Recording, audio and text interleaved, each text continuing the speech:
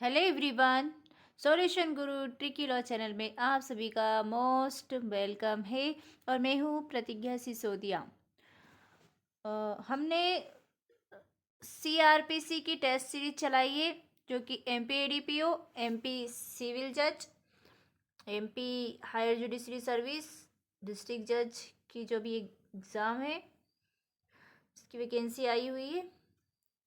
तो इन तीनों की प्रिपरेशन हम आपको अपने यूट्यूब चैनल सॉल्यूशन गुरु ट्रिकी लॉ पर करवा रहे हैं और हम इसका पीडीएफ, इस टेस्ट सीरीज का पीडीएफ, ये टेस्ट सीरीज फर्स्ट है। हम टोटल 500 क्वेश्चन की टेस्ट सीरीज करवाएंगे ओनली सीआरपीसी सब्जेक्ट पर, और बाकी के जितने भी सब्जेक्ट है सब पर हम टेस्ट सीरीज लेकर आएंगे वन बाय वन और आपको कंप्लीट प्रिपरेशन करवाएंगे हम अपने चैनल पर। और हमारा टेलीग्राम चैनल का ग्रुप ही है, सॉल्यूशन गुरु ट्रिकी लॉ के नाम से ही है। तो उस पर ज्वाइन करने के लिए आप हमें व्हाट्सअप करिए। व्हाट्सअप नंबर हम अब डिस्क्रिप्शन बॉक्स में शेयर कर देंगे। हम आपको अपने व्हाट्सअप ग्रुप में भी ऐड कर लेंगे और आपको टेलीग्राम ग्रुप की लिंक शेयर कर देंगे व्हाट्सअप ग्रुप में, तो आप वहां से टेलीग्राम ग्रुप ज्वाइन कर सकते हैं।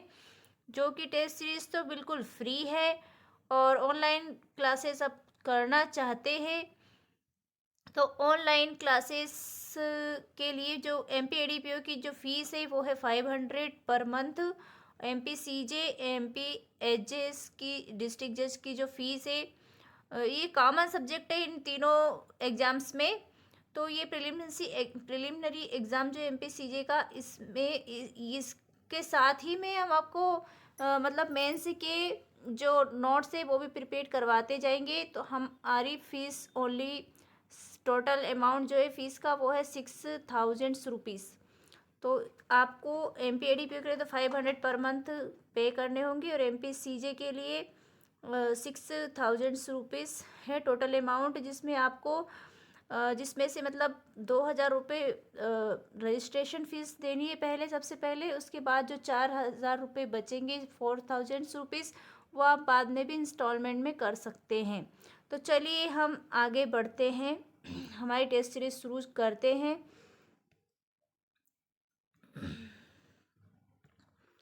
सर्दियों की वजह से तबीयत भी कुछ सही नहीं है, उसके बावजूद भी मैं प्रयास कर रही हूँ अपना कि हमारी क्लासेस कंटिन्यू रहे।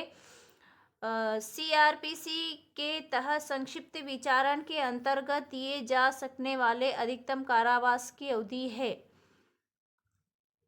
तो समरी ट्रायल में जो मैक्सिमम इम्पर्समेंट होता है उसका कितनी कितनी अवधि के लिए, कितने टाइम के लिए दिया जाता है, तो इसमें मैक्सिमम मैक्सिमम 3 माह होता है। ठीक है, आपको आंसर देते चलना है। सॉरी मैं भूल गई हूँ, ये टेस्ट सीरीज है, इसमें मतलब आंसर आपको बताना है, कमेंट करके बताना है आपके कितने क्वेश्चन सही हो रहे हैं। तो इसका मतलब 4 ऑप्शन दिए हुए हैं। पहला है 1 माह, सेकेंड है 3 माह, सी नंबर है 6 माह और 4 नंबर का है 1 ईयर। तो आपको इसका आंसर बताना है। तो इसका आंसर है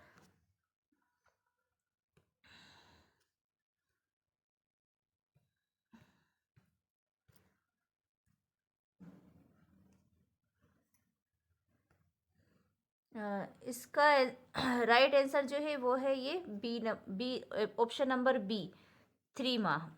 ठीक है, इसका ऑप्शन नंबर बी सही है, 3 माह इसका आंसर है। और जो समरी ट्रायल होता है, समरी ट्रायल का जो चैप्टर दिया है 21 चैप्टर सीआरपीसी में, उसमें दिया है 360 से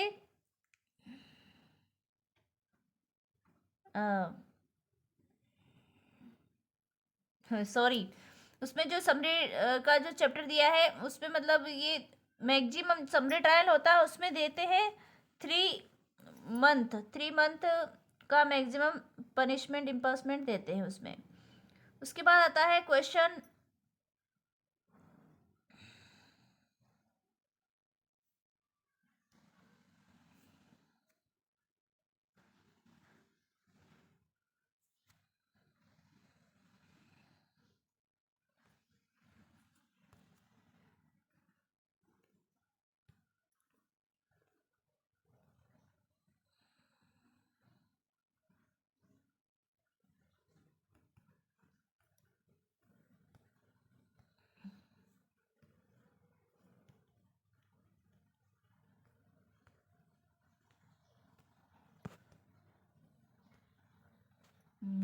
क्या हो गया स्लाइड को। हाँ, उसके बाद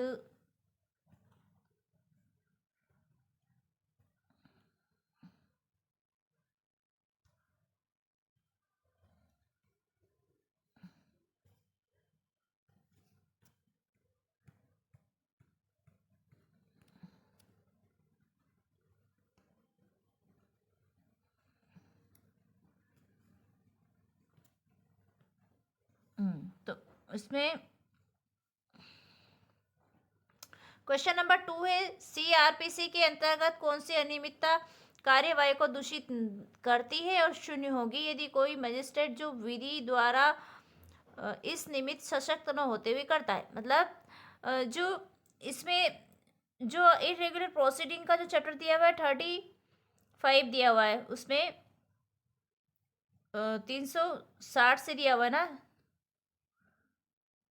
नहीं सॉरी 460 से दिया हुआ है, 460 से 466 तक, 466 तक। तो इरेगुलर प्रोसीडिंग की जो होती है, जब मजिस्ट्रेट मतलब इम्पावर्ड नहीं किया है और ऐसा मजिस्ट्रेट कोई प्रोसीडिंग करता है, तो कौन सी प्रोसीडिंग ऐसी है जो करता है तो वह इरेगुलर होगी, तो वो दूषित होगी और शून्य होगी। तो कब ऐसा होता है, तो ऑप्शन नंबर ए कहता है परिशांति कायम रखने के लिए प्रतिभूति की मांग करना। जो डिमांड करता है वो ये परिशांति कायम रखने के लिए प्रतिभूति की मांग करता है। बी नंबर सेक्शन 94 के अधीन तलाशी वारंट जारी करना, सेक्शन 167 के अधीन मृत्यु समीक्षा करना, सेक्शन 458 या 459 के अधीन प्रॉपर्टी का विक्रय करना, सेल करना। मतलब उस जो लास्ट वो चैप्टर जो है डिस्पोजल ऑफ प्रॉपर्टी वाला है 34 चैप्टर सीआरपीसी का, उसमें दिया है ना 451 से तो 459 तक दिया हुआ है डिस्पोजल ऑफ प्रॉपर्टी। तो कौन सी प्रोसीडिंग ऐसी है जो कार्यवाही को दूषित करती है और शून्य होगी, तो विशेड करती है ना, विशेड करती है और दूषित होगी। तो इसका आंसर जो है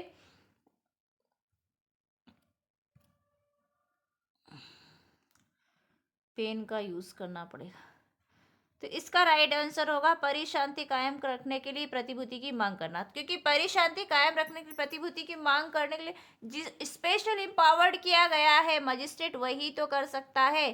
तो इसका आंसर जो है वो है ऑप्शन नंबर ए इसका राइट आंसर है। परिशांति कायम रखने के लिए प्रतिभूति की मांग करना ये करता है अगर कोई मजिस्ट्रेट जो कि स्पेशल इम्पावर्ड नहीं किया गया। सीआरपीसी का जो चैप्टर दिया हुआ है चैप्टर नंबर 10 में दिया हुआ है ना,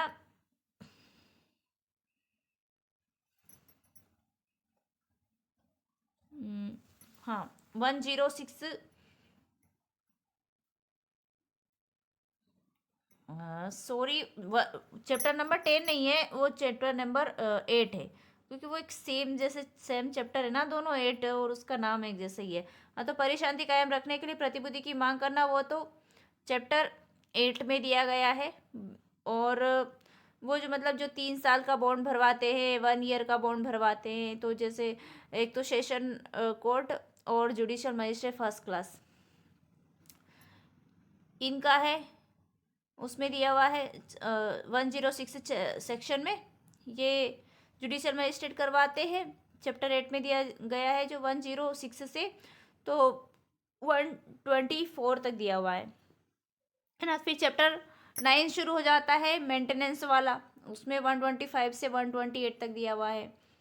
और उसके बाद तो इसका राइट आंसर हमारा ये हो गया परिशांति कायम रखने प्रति, क्योंकि जो सर्च तलाशी वारंट है, सर्च वारंट है, वो सेक्शन 94 में दिया हुआ है जो कि जो प्रोडक्शन ऑफ थिंग्स वाला चैप्टर है 7 उसमें दिया हुआ है ना 90 से सेक्शन 91 से तो 105 हाँ 105 तक दिया हुआ है चैप्टर 7 प्रोडक्शन ऑफ थिंग्स वाला।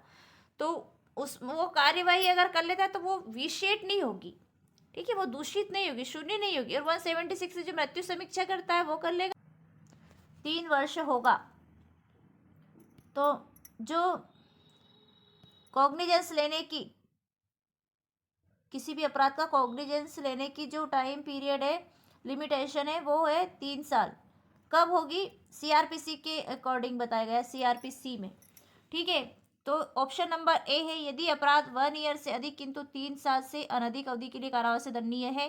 तो ये क्वेश्चन लिया गया है चैप्टर नंबर 36 से, जो लिमिटेशन का चैप्टर दिया हुआ है सीआरपीसी में, उसमें बताया गया है लिमिटेशन क्या होगी। तो ऑप्शन नंबर है, यदि अपराध 1 वर्ष से अधिक किंतु 3 वर्ष से अनधिक अवधि के लिए कारावास से दंडनीय है। तो मतलब 1 ईयर से तो अधिक है, लेकिन 3 साल से अधिक नहीं है, ऐसा कारावास से दंडनीय अपराध है ना। इस ऐसे इम्पर्समेंट से पनिशेबल जो है ऑफेंस बी नंबर है, यदि अपराध 3 वर्ष से अधिक किंतु 7 वर्ष से अनधिक अवधि के लिए कारावास से दंडनीय है। मतलब यदि इफ ऑफेंस 3 इयर्स से मतलब वो ज़्यादा है लेकिन 7 साल से ज़्यादा नहीं है, तो ऐसे कारावास से, ऐसे इम्पर्समेंट से पनिशेबल जो ऑफेंस है उसके लिए सी नंबर है, यदि अपराध 1 साल से अधिक किंतु 10 साल से अनधिक अवधि के लिए कारावास से दंडनीय है। तो कौन से ऑफेंस में होगी? तो ये मतलब ये इसमें 1 वर्ष से तो ज़्यादा है लेकिन 10 साल से ज़्यादा नहीं है। और डी नंबर, यदि अपराध 1 वर्ष से अनधिक अवधि के लिए कारावास से दंडनीय है। मतलब यदि अपराध ऑफेंस ऐसा है जो 1 साल से अधिक के लिए, ज़्यादा के लिए कारावास से पनिशेबल है। तो सीआरपीसी के अंदर किसी अपराध का संज्ञान लेने की लिमिटेशन 3 साल होगी। कब होगी? तो इसका आंसर आपको बताना है। तो इसका राइट आंसर है, आप बताइए जल्दी से, क्या है इसका राइट आंसर?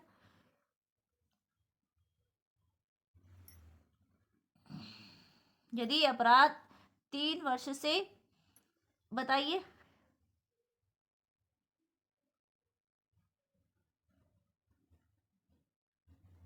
इसका राइट आंसर है A number, option number A is the right answer. ठीक है, अब आगे बढ़ते हैं।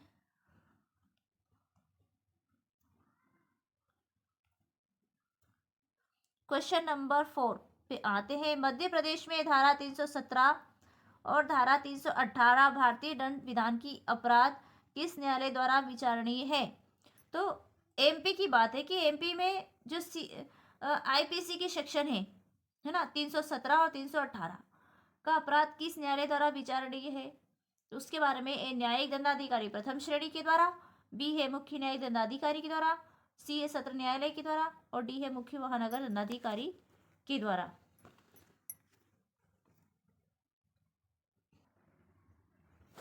तो इसका राइट आंसर है, आपको बताना है, आपको 5 सेकंड का टाइम दिया जा रहा है।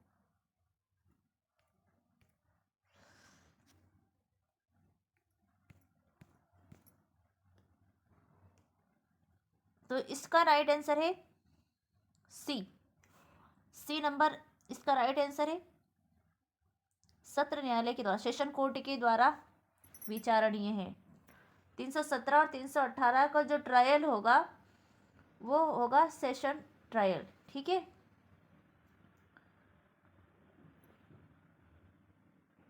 ये चैप्टर नंबर 16 से लिया गया है, जो ऑफेंस अगेंस्ट बॉडी 299 टू 377 तक जो दिया गया चैप्टर नंबर 16 आईपीसी 317 और 318। तो उसका ऑफेंस जो है वो किसके द्वारा ट्रायलेबल है ना, किसके द्वारा, कौन ट्रायल चलाएगा, कहाँ सेशन ट्रायल होगी, उसके लिए सत्र न्यायालय ट्रायल चलाएगा। ठीक है,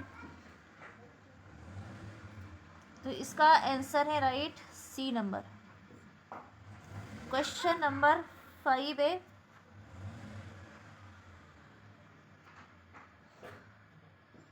क्वेश्चन नंबर 5 है, निम्न में से कौन धारा 125 दंड प्रक्रिया संहिता के अंतर्गत भरण पोषण प्राप्त करने का अधिकारी नहीं है? तो कौन नहीं है भरण पोषण मेंटेनेंस पाने का अधिकारी, कौन नहीं है? तो ऑप्शन नंबर ए है जारता की दशा में रहने वाली पत्नी, बी है वयस्क विवाहित पुत्री जो अपना भरण पोषण करने में असमर्थ है। सी पति एवं पत्नी दोनों जो परस्पर सहमति से पृथक रह रहे हैं। डी इनमें से सभी।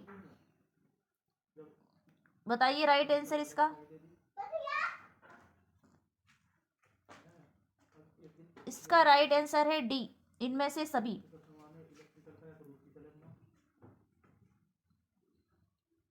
इस सेक्शन 125 से लिया गया है। चैप्टर 9 है मेंटेनेंस का, सीआरपीसी का, और 125 से 128 तक सेक्शन उसमें दी गई है, तो उसमें से लिया गया 125 सेक्शन से। तो ऑल ऑफ दिस होगा इसमें, ऑल अबाउ। ठीक है, इसका आंसर है डी। डी नंबर इसका राइट आंसर है।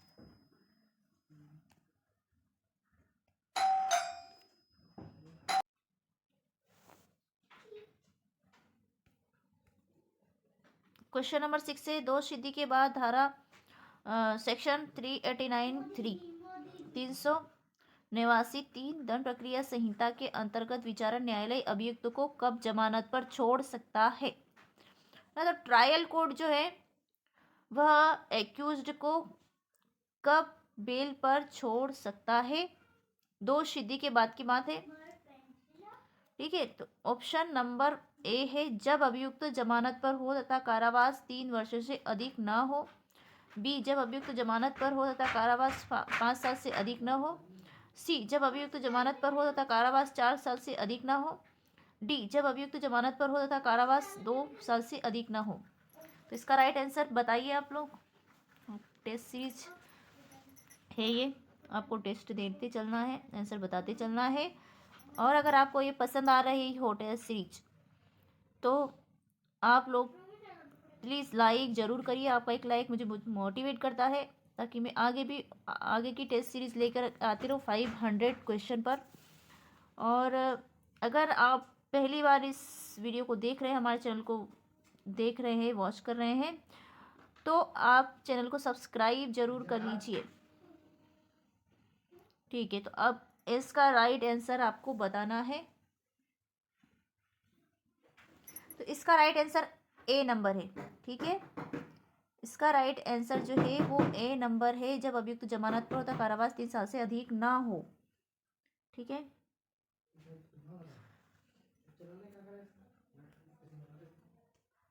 अब क्वेश्चन नंबर 6 से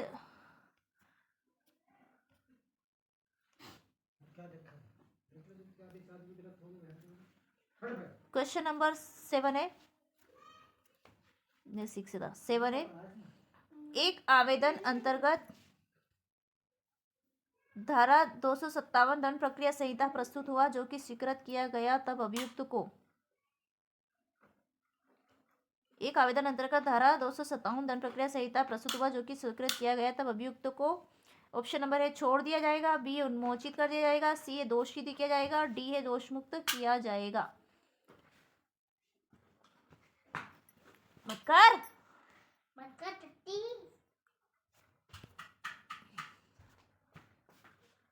तो इसका राइट आंसर बताइए क्या है।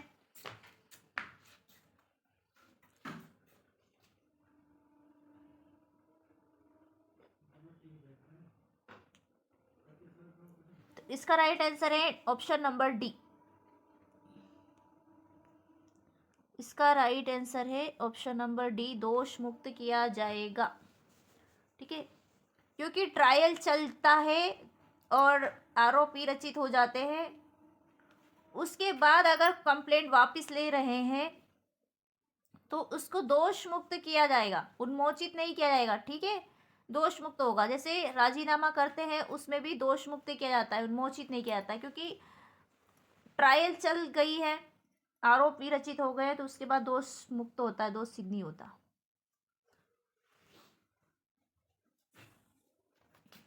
सॉरी, उन्मोचित नहीं होता, दोष मुक्त होता है।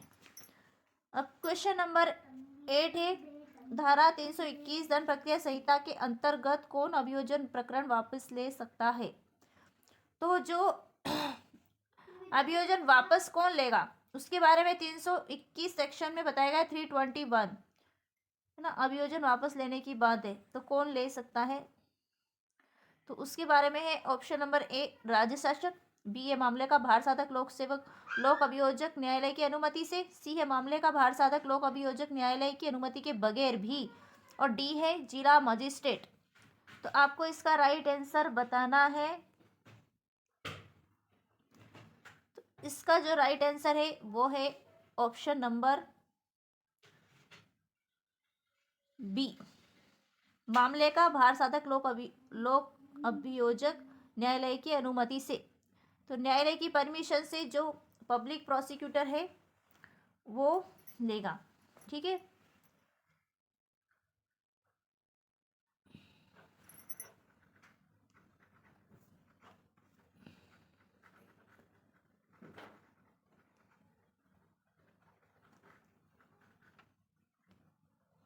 नेक्स्ट क्वेश्चन है क्वेश्चन नंबर 9।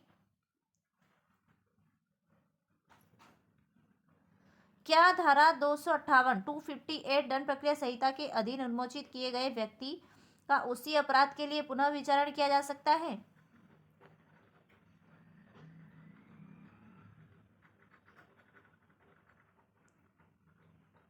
ऑप्शन नंबर ए नहीं, उसका पुनः विचारण नहीं किया जा सकता। बी हाँ, उस न्यायालय की अनुमति से इसके द्वारा उसे उन्मोचित किया गया था। सी नहीं, क्योंकि दोहरे दंड का सिद्धांत लागू होगा। डी हाँ, राज्य सरकार की अनुमति से।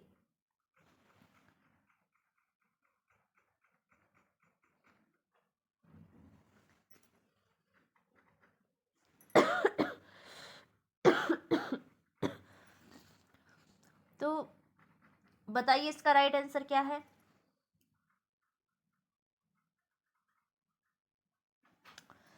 इसका राइट आंसर है ऑप्शन नंबर बी हाँ, उस न्यायालय की अनुमति से जिसके द्वारा उसे उन्मोचित किया गया था।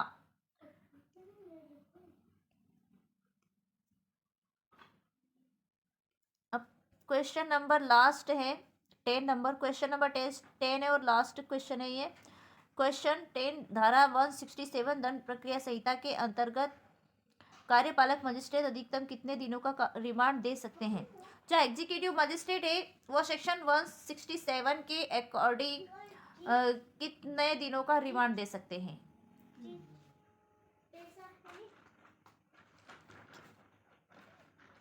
How many days?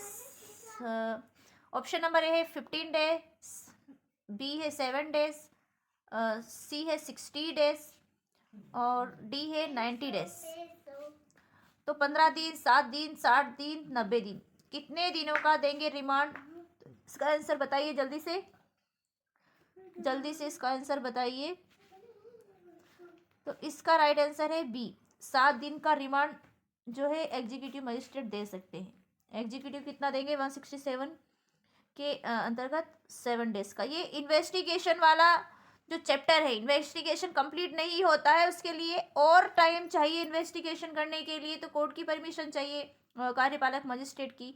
तो वो कितने, मतलब कोर्ट ने तो मना कर दिया कि नहीं, अब इससे आगे आप इन्वेस्टिगेशन नहीं कर सकते, जितना टाइम दिया है कोर्ट ने, तो जुडिशियल मजिस्ट्रेट ने मना कर दिया। अब वो कार्यपालक मजिस्ट्रेट के पास जाते हैं, तो कार्यपालक मजिस्ट्रेट उनको 7 डेज का टाइम देते हैं कि इन्वेस्टिगेशन हमें और करना है इस मैटर में। तो पुलिस ऑफिसर्स क्या करते हैं, फिर एग्जीक्यूटिव मजिस्ट्रेट के पास जाते हैं, तो एग्जीक्यूटिव मजिस्ट्रेट क्या करते हैं, 7 डेज का और टाइम उनको देते हैं इन्वेस्टिगेशन करने के लिए। तो वो इन्वेस्टिगेशन का जो चैप्टर है, चैप्टर 12 जो है, आफ्टर जो क्राइम होता है उसके बाद की जो प्रोसीडिंग होती है उसके बारे में चैप्टर 12 से स्टार्ट होता है। तो आफ्टर क्राइम के बाद जो प्यूनिटिव प्रोविजंस है उसके वहाँ से शुरू होते हैं 12 से 30।